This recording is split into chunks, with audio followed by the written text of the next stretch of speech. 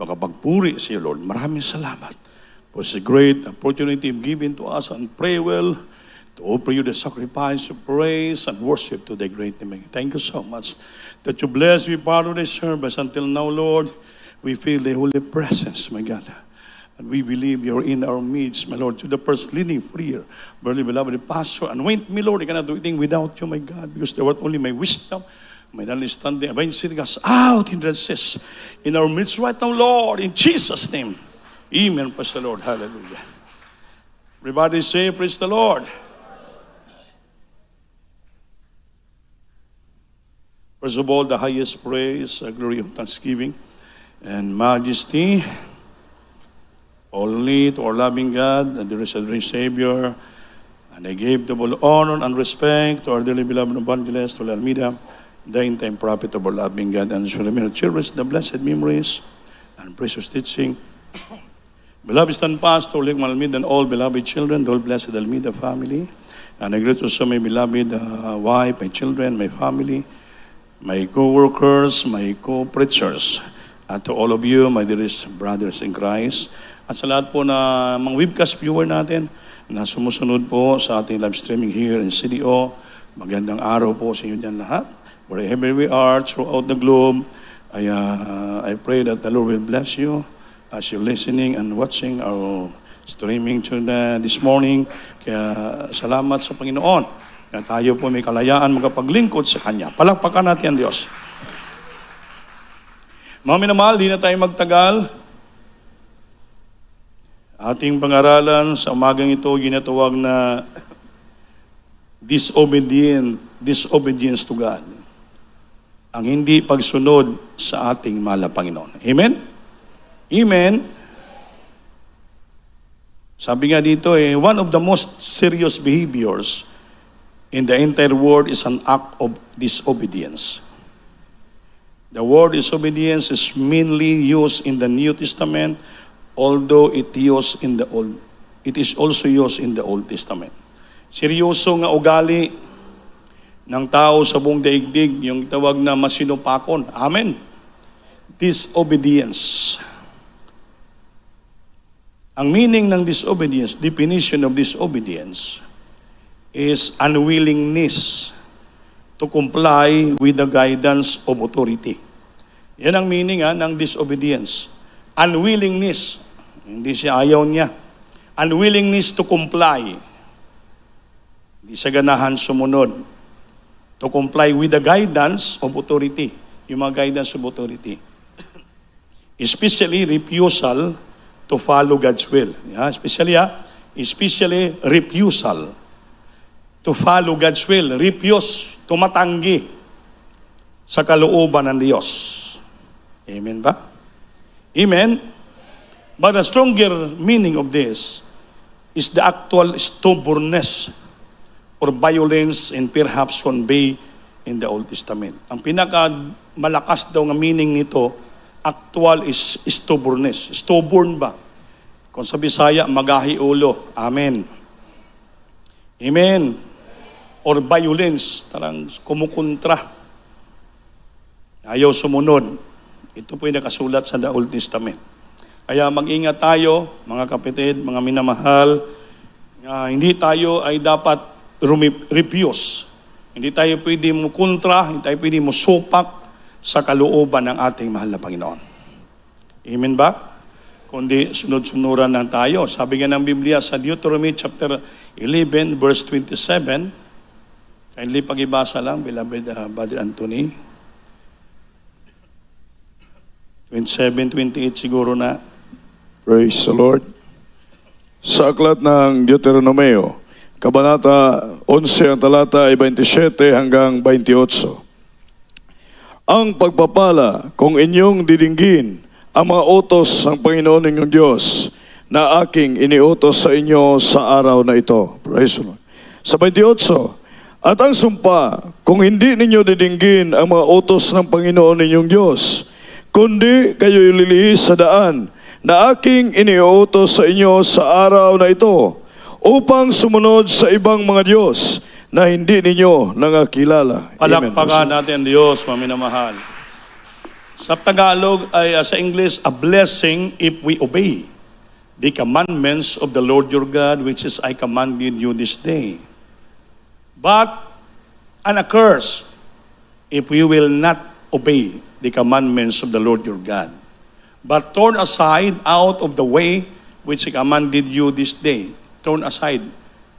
Mupunta ka sa kabila, umiiwas ka, you refusing, gagawa ka ng sarili mong daan, at doon ka to sa ibang mga Diyos ay naniniwala nga hindi mo naman nakilala. Amen. So mga minamahal, dalawa lang ang magpilian ng tao. If we obey, blessing arose in our life. But if you disobey, it's a curse. So dalawa lang ang pilian natin. Amen. Amen. Anong gusto nyo pilian? Ang pagpapala o yung sumpa? Sinabi nyo pagpapala. Hindi ko narinig eh. Anong gusto nyo? Pagpapala o sumpa? Pagpapala. So kay pagpapala man, so meaning, we have to obey. Amen. So ngayon, ang pag-aratin yung disobedience. Those who disobey. Sabi dito, the first and the most crucial act of disobedience occurred when Adam and Eve ate, kumain, of the tree of knowledge of good and evil. And the first example, unang nangyari, ang ginatawang disobedience sa panahon ni Adan at ni Eva. Amen? Amen. Sa creation, inika ng Diyos si Adan una. Inika siya. Inika ng Diyos si Adan, the first man created by God sa Garden of Eden, si Adan. Alam nyo ba? Si Adan. Ngayon, nang linika si Adan, siyempre from the righteousness of God and holiness, hubo siya. Hindi nakita, nagkakasala siya because he's only one. Ngayon, sabi ng Biblia, it is not good that a man should be alone. I will make him an help. Hindi daw ang maganda sa isang lalaki nag-inusan, isa lang siya. That should be alone. I will make him and help meet for him. Gagawa ako ng kapartner sa buhay para sa kanya. Amen ba? Amen. Amen. So, nung pinatulog na si Adan ng Panginoon, he caused a deep sleep, rose upon Adam. And sa grabing pagkatulog ni Adan, nung gabi na yan, ay kumuha ang Diyos ng isa niyang ribs. And the Lord get one of the rib of Adam. Gusok ba? At pinurma niya ito na babae. Sarapan ni Adan. Sabi ng Panginoon, sabi ng linikha na ng Panginoon si Adan, sarapan ng babae, sarapan ni Adan, bigla nagising si Adan, nakita niya, napakagwapa nga babae na. Amen. Sa Eve. Nung nakita niya, binasbasan ka agad. Sabi ni Adan, you are the bones of my bones and the flesh of my flesh. I will call you woman because you are taken out from a man. Amen. So, nagsama sila sa Garden of Eden, maligaya sila. Maligaya. Amen. Dahil sila pa'y sumusunod sa katwiran at kalooban ng Panginoon. Ngunit, one day,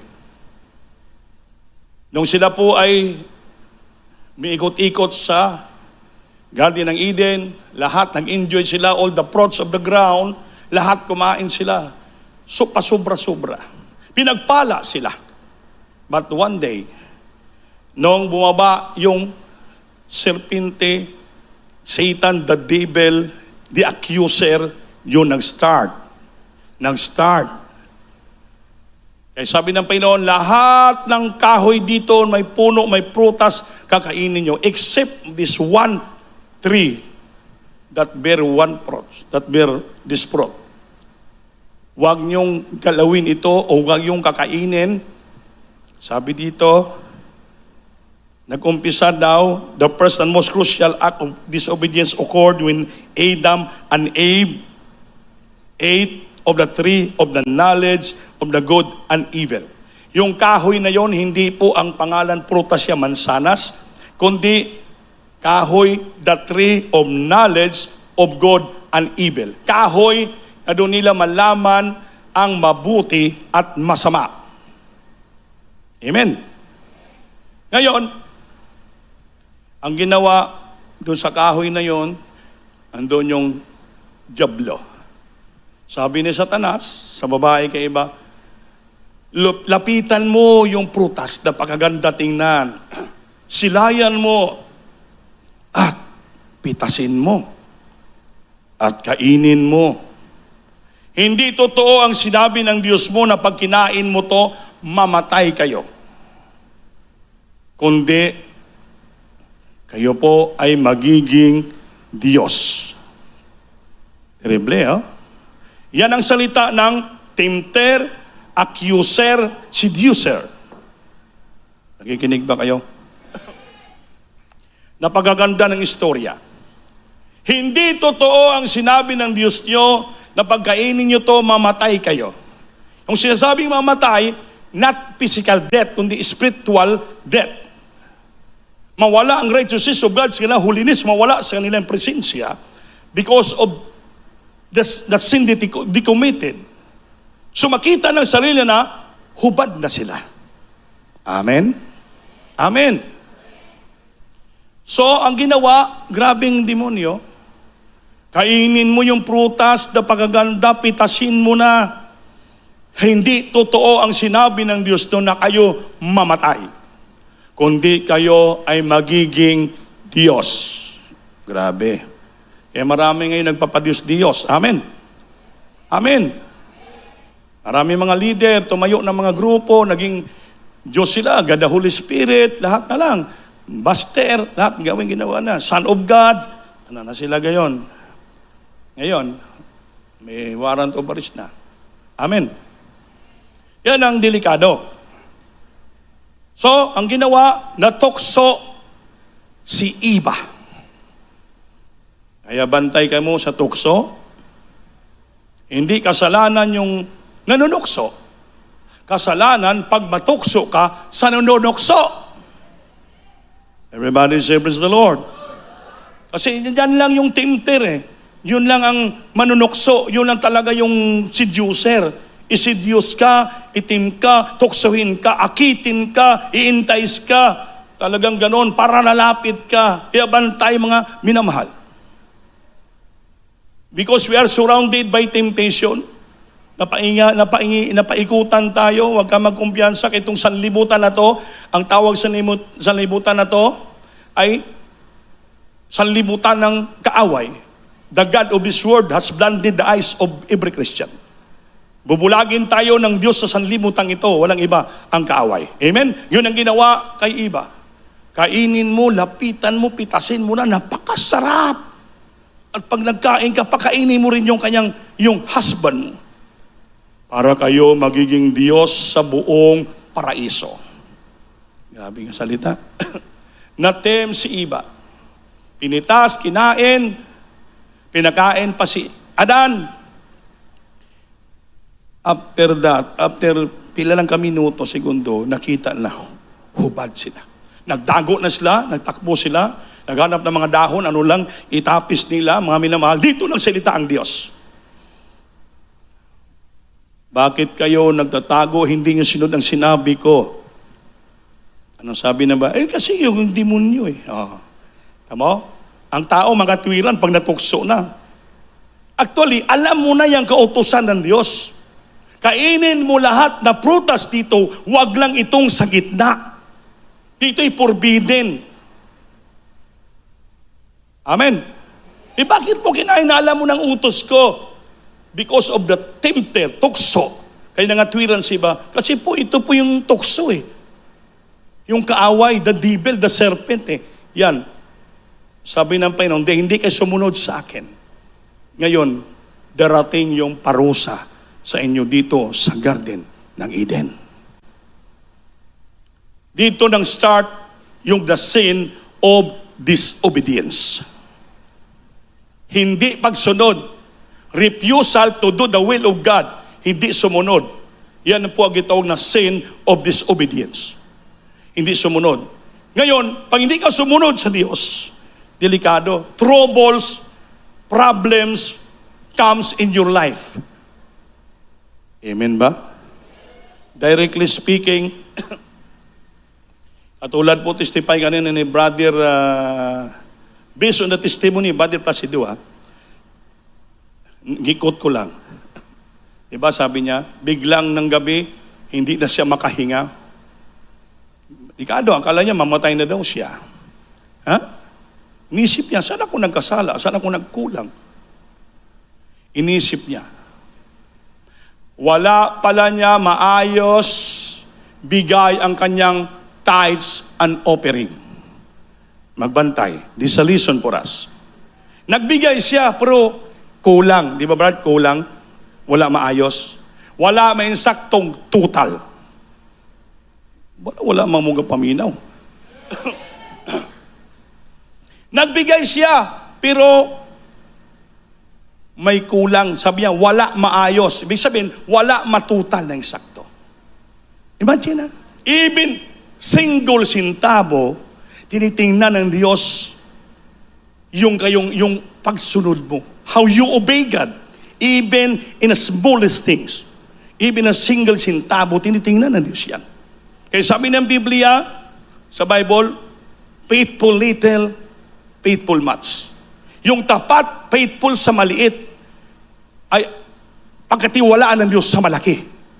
Kung sa maliit ng bagay hindi ka mapagkatiwalaan, hindi ka pagkatiwalaan. The Lord don't trust you in a huge and big things and blessing. Right? Nakita ng Diyos, you are not obedient. You are not faithful. You are not sincere, even the smallest things.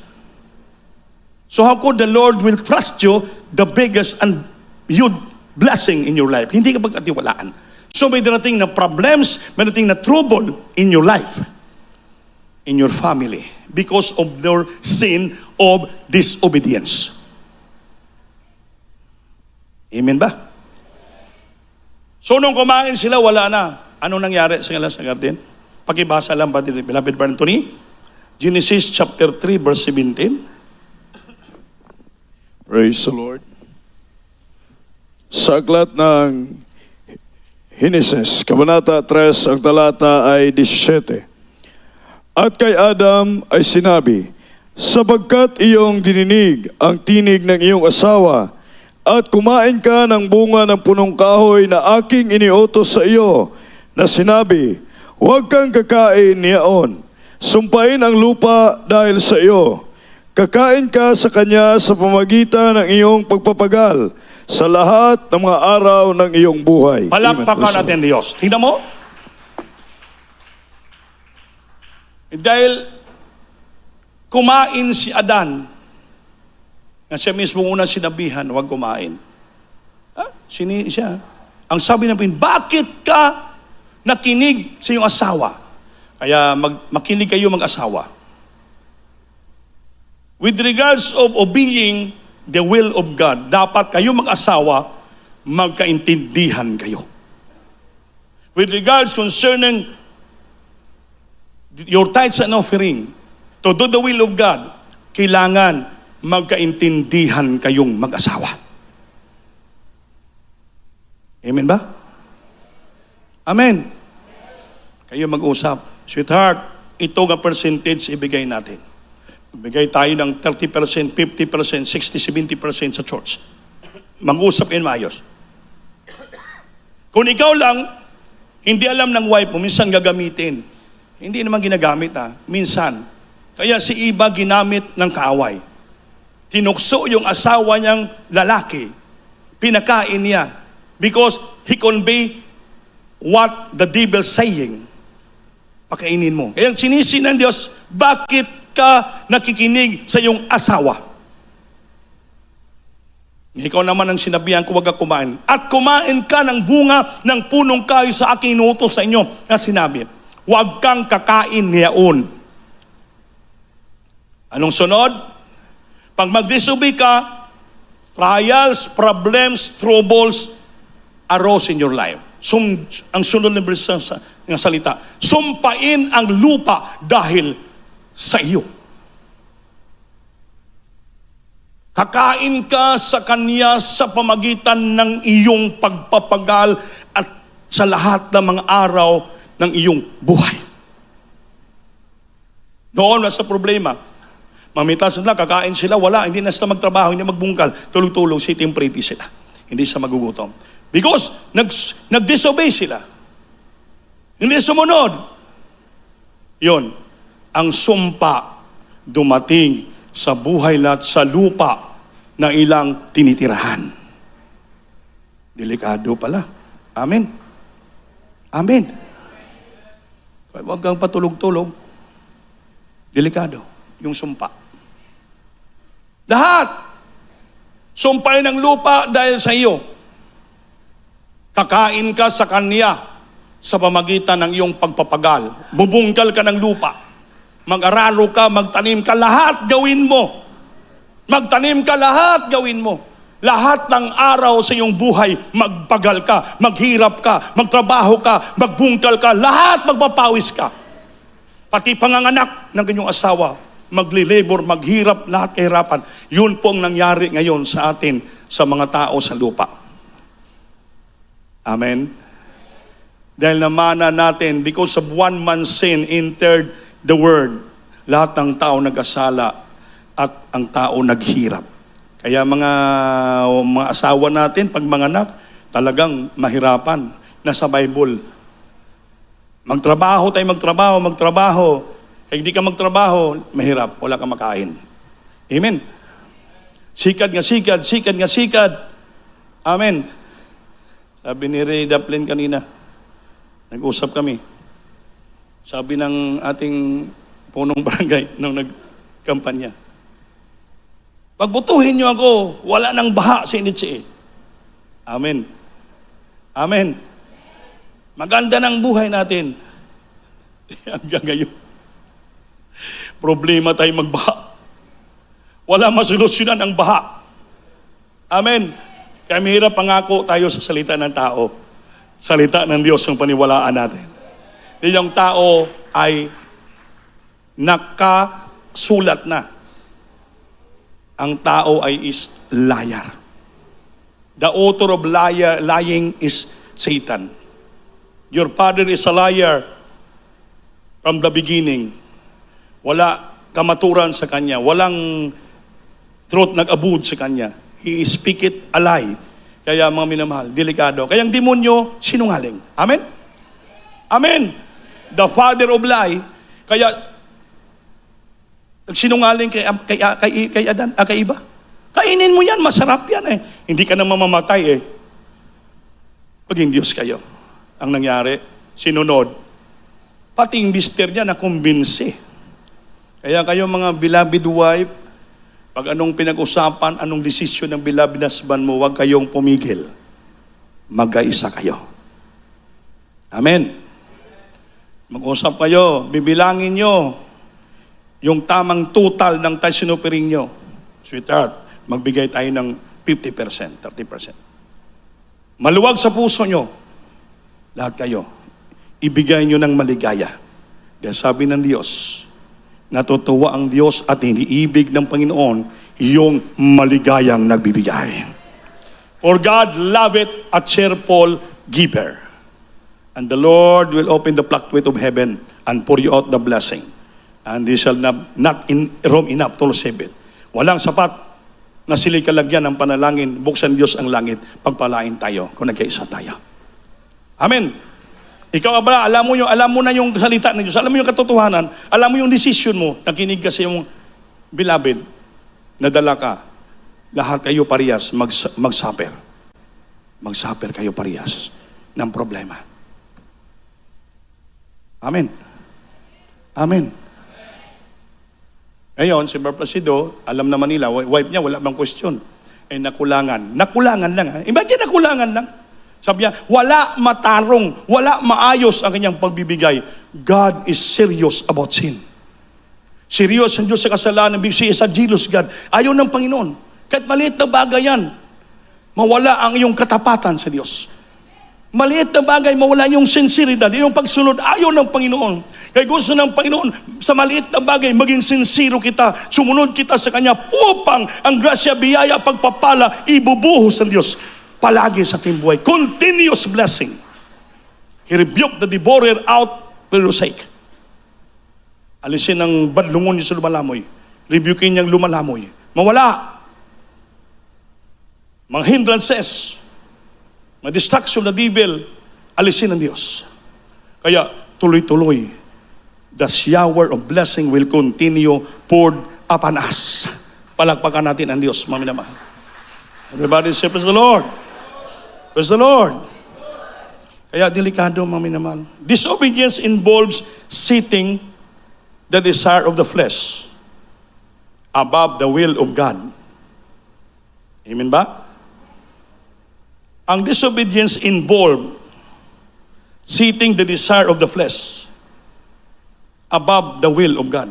Kaya pag masinupakon ka, ayaw mo sumunod, minsan it involves mawala yung setting the desire, ang masunod ang desire ng laman natin above the will of God.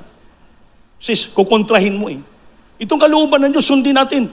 Dahil because of disobedient spirit ka, minsan, masit yung desire ng laman mo. Wag na, masyado naman malaki yan. Palagi lang tayo nagbibigay. Amen?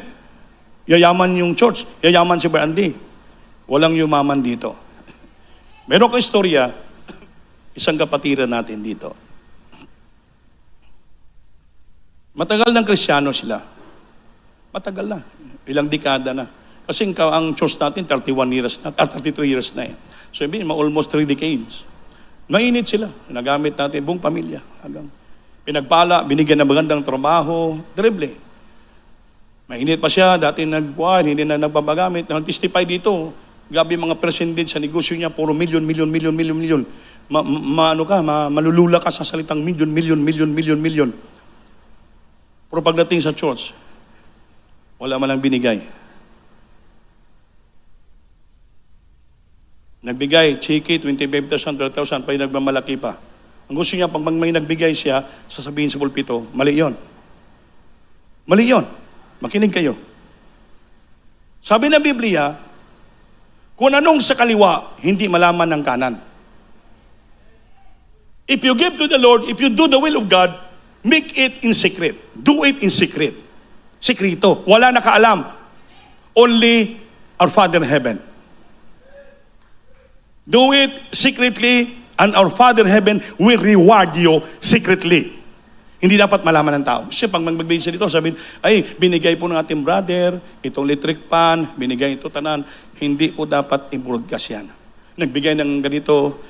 Pag binanggit natin sa pulpito, wala ka ng blessing darating. Bakit? Bayad na. Dahil giburgar mo, that is pride. Ayaw ng Panginoon. Do it secretly. That your Father in heaven will reward you secretly. Sabi ko dito, magbigay ka ng 30 mil. Pumunta kami sa anniversary crusade. 4 kami sasakyan. Yung 30,000 mo, 1 week urudo, bayad namin sa lunch, pagkain wala na. Pagbalik wala na. So wag natin bibilangin. Kasi dito, may nagsumbong sa akin kapatiran din, kinounsel nila, Brad, bigay ka lang, bala nang nangunguna. Kasi kinukuha pa ni Mr. para magamit sa church. Ay, kuya, sobra-sobra na. Kung magbigay pa ako, ay, dami mga seaman dyan, mga negosyante, yayaman yung orient preacher. Sabi niya, madyan. Kailan ba tayo yumaman? Ang church hindi yayaman. Makikita nyo paano ginaplastar sa church ang iyong binibigay. Ang problema gani kami ng Beloved Bible ko, hindi na ko malaman paano kunahin. Dahil maraming gastusan. May pinagawa si Dapawa jeep, anto pa sa shop, hindi pa nabayaran. Kanina ko pa pinadalhan. Wire lang, 5,000. Pero na maraming umiingi. Kailangan budget. Dito sa Mungkayo, yung bass guitar, iprinda siya, wala na, ako na magbigay. Badala ko 3,000. Marami pong ginagastusan ng church. Hindi ko naman dapat sabihin sa inyo kasi baka sabihin, binibilangan ta kayo. Pero for transparency, para malaman nyo, Dahil with regards of this preaching, dahil yung kapatid natin, nagbibilang siya.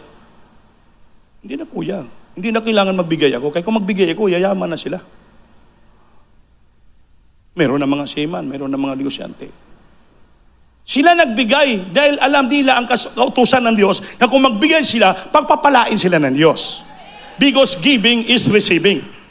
Ngayon, dapat magbigay ka rin para alaw ka pagpalain. Pinagpala ka, binigyan ng magandang trabaho Bilyon-bilyon kinikita mo, porsyento mo, ngayon wala kang binibigay. Ngayon, ano nangyari? Dumating ang panahon. Yun na dumalaw. Nag-casino, nag-inom, araw-araw sa labas, nagbarkada. Ang ginawa, pinalo, nagkasakit. Hindi na magiging hinga, hindi malaman yung tiyan, disorder, halos mamatay. Sinisiraan ng mga kapatiran, simba ka na kuya. Sabi hindi, sandi lang yung pahinga ko. Imbis sandi sa samba niya, sabi niya, sandili yung pahinga ko, matulog ko sa bahay. Hindi naman tutulog pagkagabi doon sa casino. So, it so happened, to make the story short, nakasuhan ng kumpanya, hindi nalalaman. Nakadispalto sa almost 20 million sobra. Hindi niya malaman. Nung na problema na sa dilo, palagi nagtitext, pupunta sa pastor ng papakounsel. Anong dapat gawin? Di ko hindi tayo pag-ibig, sabihin ko, bakit lumapit ka ngayon dito? Noon, sabi mo, sobra-sobra kung magbigay ako. Di ba? Pwede ko sa sumbatan. Ba't dito ka lumalapit sa amin? Noon, hindi ayaw mo lumapit dito. Ayaw magbigay, kaya sobra-sobra. Ngayon, bakit sa akin ka nagpapakounsel? Hindi mo laman anong gagawin mo. Gulong-gulo na siya. Pinipilit ako na bibilhin ko to, yung ganito, para daw may bayad sa upahan niya. Grabe, hindi marami. Sa araw dito, grabe, pinipilit ako, ibibinta yung sa kanya, wala naman mga papilis. Para hindi na malaman kung anong dapat gawin. So, naawa ako. Pero, hindi ko rin pwede pagsugal ang church. Ibinta yung sasakyan niya na wala mga papel, anong gawin ko ron? Para lang may pangbili siya. Yun, hindi na niya malaman. Hirap na hirap kung saan pupunta, saan maghanap ng pera. Ilang sasakyan niya, binira ng kumpanya para mabayaran. Pati lupa. Yun, mga minamahal, sabi ng Diyos kay Adan, susumpain ko ang lupa. Maghirap, magpagal ka upang makakain ka. Mga minamahal, mahirap if we disobey God. Obedience involves seating the desire of the flesh. Seating the desire of the flesh, sarili ng masunod, above the will of God. As a result of this, all people became sons of disobedience. Resulta, maging anak ka na ng maswail. Grabe ang hirap. Hindi na malaman kung saan pupunta. Sana wag tayo darating diyan. Brother Presido, simple lang Nagbigay siya. He do it, the will of God. He wants to obey. Ngunit namimiss niya lang. Wala na niya maayos, maensakto, ang total sa interspiring, pinalo agad siya. Troubles comes, problems. Pero nang siya nagluhod, sang sisi, Lord, bayaran ko, bigay ko na sandi. Tawanan mo ko, pinagaling siya ng ating Panginoon. Napakabait ng Diyos, mapagpatawad. If you kneel down, humble ourselves. It's a matter of humbleness. Buong puso mo, bakumbaba ka, lumapit ka sa Diyos. Once and for all, deny yourself. Lahat gawin mo, pakumbaba ka na, submit yourself to God. Repay your debt from the Lord na gawa mo. Ganun lang kasimple. Ang Diyos naman mapagpatawad. Amen ba? Amen? Kaya mahirap, mga minamahal. Bantay tayo. Ayaw good. Tanda natin. Kahit maliit na bagay, lalo lang malaki. Ngayon, maawa man tayo. Pero wala tayong magawa. Yung ayaw niya puntahan, church, pag Sunday, rest day niya daw yon. Sabihin, pag Monday hanggang Saturday, enjoy siya. Casino, lasing, gabi, lahat, barkada, Pagka Sunday, imbis mo simba siya, rest day niya. Ang Sunday, ginagawa niyang rest day sa sarili niya. Anong nangyari? Dumating ang trouble. Curse. Buwan sakit, karamdaman, hanggang ngayon. Yung milyon-milyon niya, nakasuhan pa siya. Wala siyang natira. Nakita ni Adan at ni Eva, hubad na sila. The righteousness of God, they are clothed before the righteousness of God, wala na. Naalis yung kasalanan ng nakita na silang sarili because he disobeyed the will of God. Ang sabi? Sumpain ko ang lupa. Magpagal ka upang makakain ka, maghirap ka. Mga minamahal, mahirap pag hindi tayo sumunod. Totoo ang Biblia. Totoo ang Biblia. Huwag natin gawin biro ang salita ng Diyos. If we obey, blessing will come. If you disobey, curse will come. Sumpain ang lupa. Sumpain ang buhay. Maghirap ka. Nakakalungkot, mga minamahal. Kaya huwag tayo magka-pride. Amen? Huwag tayo magka-pride. Isipin mo, everything that we have now, success of life, blessing, everything, isipin natin that is gift from heaven, binigay sa atin. So you have to share that to the church, to God, because the Lord bless you, protecting you. Huwag natin kalimutan, don't forget, don't refuse the blessing that came from the Lord giving to us upang maging disobedient tayo. Mahirap. Pag mag-disobey tayo, the curse will come. Sumpa darating. Mahirap, mga minamahal. Gusto natin tuloy-tuloy ang pagpapala. Sunod-sunuran lang tayo sa Diyos. Bagamat mahirap sumunod. Mahirap talaga sumunod, mga minamahal. Amen? Mahirap. Pero wala tayo magawa eh. Dapat sumunod tayo. Whether we like it or not, sumunod tayo. Dahil gusto natin ng pagpapala, gusto natin ng langit. Palakpakan po natin, pena. Everybody say, praise the Lord. Ephesians chapter 2, verse 2, kindly pakibasa. Brother Anthony. Praise the Lord. Sa aklat ng taga-Episo, Kabanata 2, ang talata ay 2. Na inyong nilakaran noong una ayon sa lakad ng sanglibutang ito, ayon sa pangulo ng mga kapangyarihan ng hangin, ng Espiritu na ngayoy gumagawa sa mga anak ng pagsuway. Amen. Pag pinagbibigyan mo ang sarili mong laman, yung nilalakaran mo ay ayon sa sanlibutang ito. The God of this world. Ayon sa Pangulo ng kapangyarihan ng hangin. Ayon, Pangulo ng hangin, yan ang kaaway. Ng Espiritu na ngayon ay gumagawa sa mga anak ng pagsuway. Espiritu ng anak ng pagsuway. Kumikilos. Pag your mind will sitting sa iyong laman, makalaman nga desire above the will of God, ang nilalakaran mo ay sanlibutan ito, puro ka enjoyment sanlibutan. Ang pinapaluguran mo yung demonyo. Espiritu ng hangin, yan ang gumagawa sa sarili, maging anak ka ng pagsuway. You became the children of disobedience.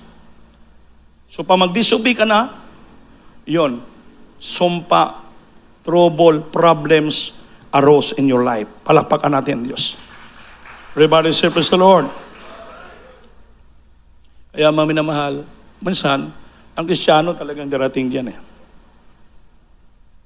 Engage in kind spiritual warfare against our own natural tendency to disobey God. Lumalaban tayo eh. Kasi ang kaaway natin, anak sa hangin, demonyo nga eh. Kaya parang, minsan ng demonyo, ujukan ka eh. Sa tulad kay iba. Ujukan sa pagsunod sa Diyos. Because you know already what is the commandments and the will of God. Don't refuse. Don't disobey. Kaya magkaisa kayo, magkaisa. Upang ang papala, ibuhos ng Diyos sa ating buhay. Huwag natin magbibigyan niyang kaaway. Huwag tayo makinig sa udyok ng kaaway. To tempt us. To entice us. Matukso tayo.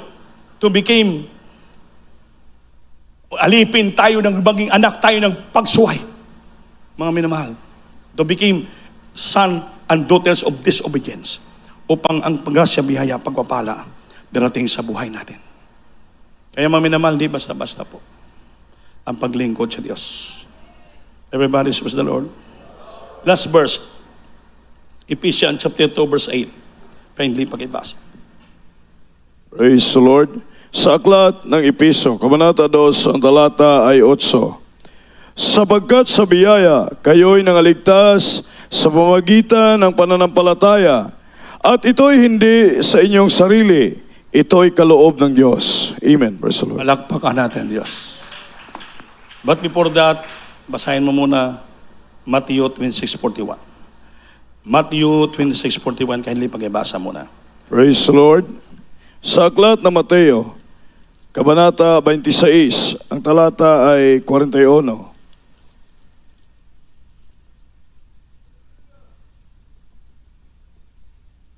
Kayo'y mangagpuyat at magsipanalangin Amen. upang huwag kayong magsipasok sa tukso. Ang espiritu sa katotohanan ay may ibig, datapwat mahina ang laman. Palakpakan natin Diyos. Iba utos ng Diyos, kayo'y mangagpuyat. So, nasa Bible yon. Kailangan mag-overnight ka. Kayo'y mangagpuyat at magsipanalangin. Nagpuyat ka na, nag-overnight ka na, magsipanalangin pa. Kaya yun utos ng Panginoon yung pag-overnight. Dito ka magpuyat para makapanalangin ka na maayos. Amen. Kaya ang tawag dito, overnight prayer. Mangagpuyat at magsipanalangin upang huwag kayong magsipasok sa tukso. Pag pirmi ka nagpuyat na nalangin, iiwas ka ng Diyos sa tukso. Amen. Ang espiritu sa katotohanan ay may ibig, gusto, datapwat mahina ang laman. Gusto-gusto ng Holy Spirit papasok sa atin, palakasin tayo.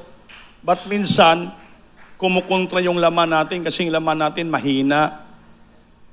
Sabi ng Espiritu, huwag ka matulog kay overnight prayer. Eh yung laman natin,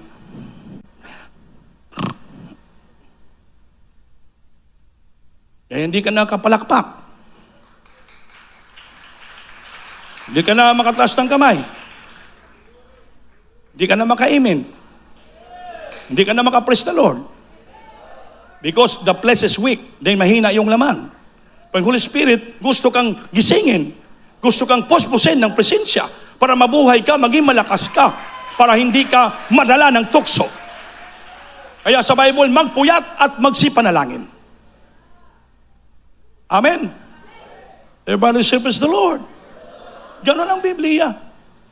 Hindi lamang sa overt prayer sa bahay niyo po. Before you go to sleep, minsan tayo nagpupuyat tayo sa cellphone. Inaabot tayo ng madaling araw sa cellphone. Puro cellphone na lang. Nagpupuyat ka cellphone, pag-gising umaga, wala na, daga na imumuta, pagod ka na, hindi ka na makabangon. Bakit? Because of cellphone. Imbes mag-cellphone ka, kung nagpuyat ka lang naman, lumuhod ka, magpuri ka, manalangin ka. You read the Bible. Hindi yung magpuyat ka sa cellphone. Hanggang magdamag ka mag-cellphone, ilang dosina, ilang thousand mga demonyo makita mo dyan. Di? Yung tukso, ikaw ang lumalapit sa tukso. Ikaw lumalapit. Temptation. Sa Biblia magpuyat ka at panalangin sa Diyos. Upang huwag ka maipasok sa tukso. Ay, sige ka cellphone, hindi ka nanalangin, hindi ka napupuri. Ikaw mismo nagpapalapit sa tukso. Grabe. Ikaw nagpapatukso.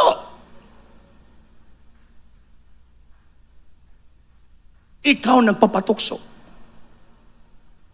Sabi kanina ni Sister Nina, nagsumbong sa iyo anak niya, apo na nagkasakit-sakit. Dahil sabi niya, Ope, ining among anak, mama sa bata. Pag magpuri kami, siya, tulog, nakatuwad sa bangko. Oh. Di paano gagaling yung anak? Paano pagalingin yung anak? Okay? Sila nagpupuri, napupuspos sila, kumakanta. Yung mama,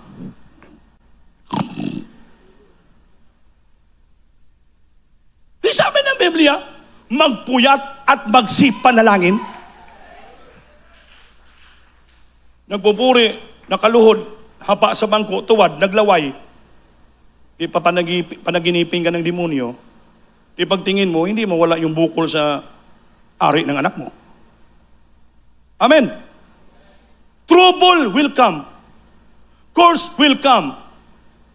Hindi ka sumusunod sa kalooban ng Diyos. You sitting your desire of the flesh. Pinaplastar mo pa yung desire ng laman mo above the will of God. Dapat isit mo yung pagsunod sa kalooban ng Diyos kaysa imong laman para mamatay ang laman. Amen. To destroy the lust of the flesh, to destroy the desire of the flesh, dapat above yung spiritual mo. Itapon mo cellphone mo, hindi na may tapon. Ilagay mo sa tabi. Ito, Biblia ang hawakan mo. Songbok, magpuri ka. Manalangin ka. Para hindi ka magipasok sa tukso. Amen? Kaya ang Panginoon, gabi, nagpakumbaba. Humble. Sabi ito sa Ephesians 2:8 kanina. Pag-ibasa lang yung sa Ephesians chapter 2 verse 8. Itong last verse nga binasa. Hindi natin ito na-explain na maayos. Praise the Lord. Sa aklat ng Episo, Kabanata 2, ang talata ay 8. Sapagkat sa biyaya kayo'y nangaligtas. Sa biyaya kita naligtas. We are saved through grace. Sa pamamagitan ng pananampalataya. Sa magitan ng panampalataya, ating pagsalig sa Diyos. At ito'y hindi sa inyong sarili. Hindi sa ating sarili. Ito'y kaloob ng Diyos. Ito'y grasya at binigay ng Diyos. Amen. Hindi sa atin. Ito'y grasya. Kaya din yung versikulo niya. We are not chosen God, but the Lord chose us. Hindi tayo pumili sa Diyos. Ang Diyos ang pumili sa atin. So, we're not of our own, but through the grace of God. Naligtas tayo, pinili tayo ng Diyos dahil sa kanyang grasya. Kahit ilang beses na nagripios, pero dahil pinili tayo ng Diyos, siyang pumili sa atin. You are not chosen me, but I am who chose you. To bring forth fruits, and your fruit should be remain. And if you ask anything in my name, I will give it to you. Isunod mong kalooban, Diyos, igrasyan tayo. Anong manghingiin mo? Whatever you ask in my name, I will give it to you. The blessing pour out from heaven to you. Because ano bang hingiin mo dahil pinili ka ng Diyos, hindi mo pinagyan ang laman, sinunod mo ang Diyos, namunga ka ng siyam na bunga sa Santo.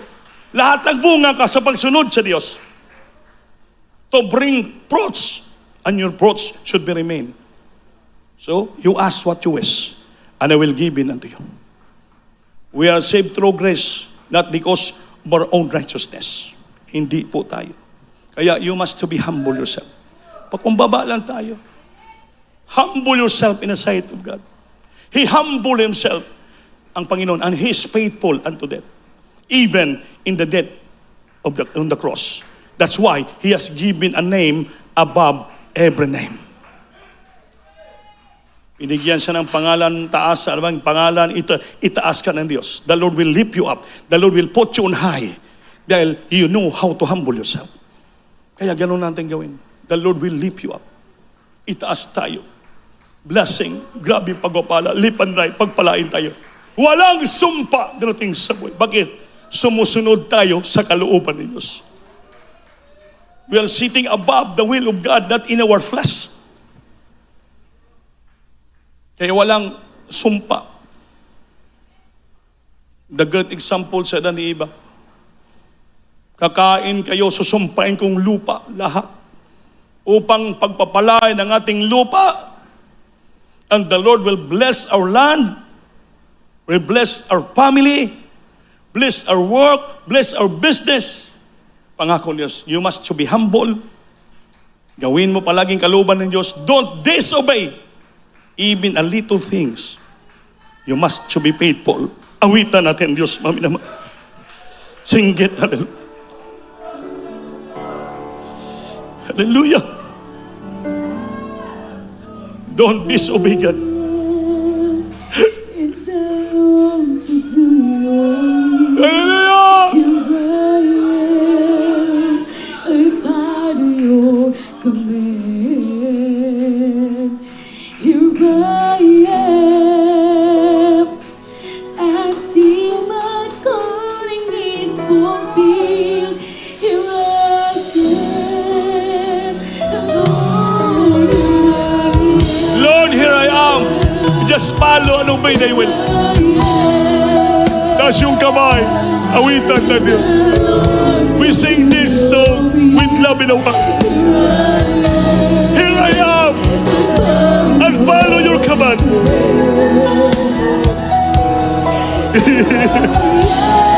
Jesus. Fulfill. Jesus.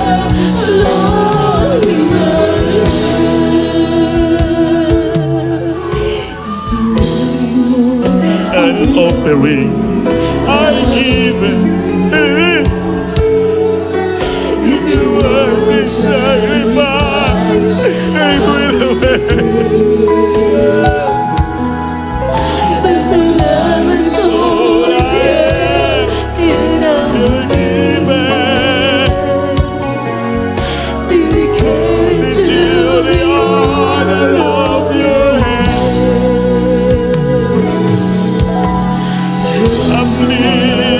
Humbly, when I bow down as your servant, I wait for your command.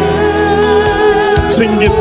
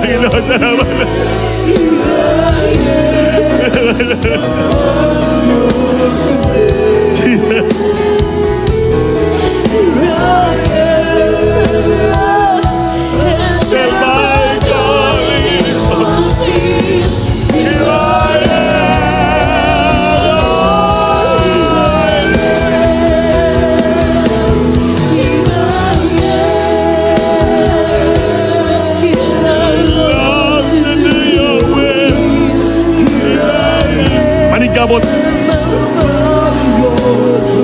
Mabating presensya. Mapuspos ka.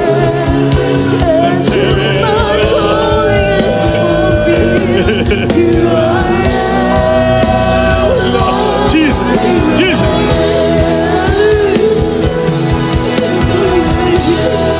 Jesus. And I long to know your will. I'll follow your command. Oh, here I am.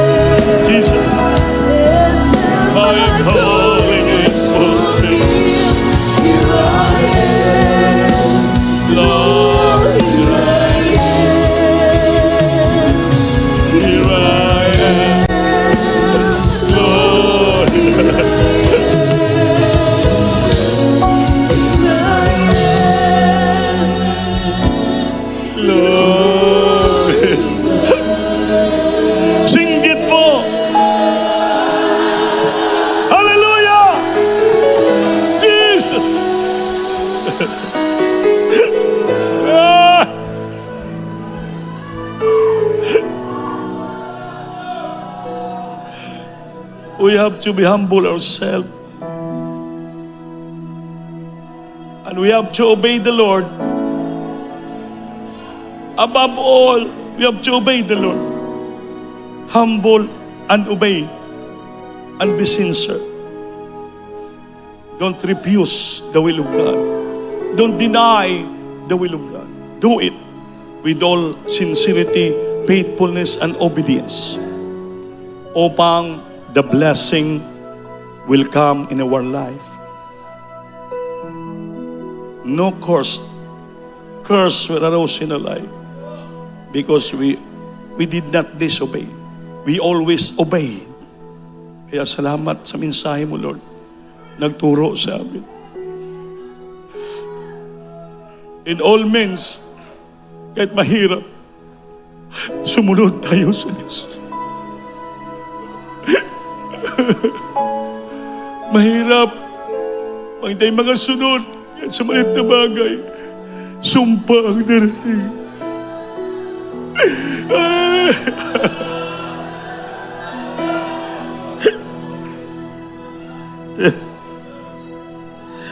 Panalangin tayo ang pagdamdaman ng presensya. Kausapin natin Diyos sa umagang ito. Opo, malang Panginoon, we are here this morning.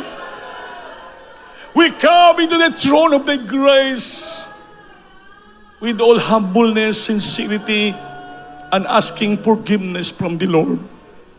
Help us, Father. To the first leading from the beloved Pastor Time Prophet God, help us, Lord, to do thy will. Give us a heart of obedience to follow thy will and desire, Lord. To seek your face, to please you, God, so that the blessing will come to us as you said in your word. If we obey, the blessing will come. Help us, Lord, to fight this kind of spirit, disobedience, so that no curse come in our life. Create a heart of faithfulness, obedience, and sincerity, and fear, so that in all means we can do thy will, to do thy commandments, Lord. Bless us so much today, Lord. Heal our sicknesses, soothe our problems. Bless us all, our job, thy work, thy business, everything. Bless us so much, my God. Bless din mga pastor. In Jesus' name, sing it, hallelujah. Hallelujah.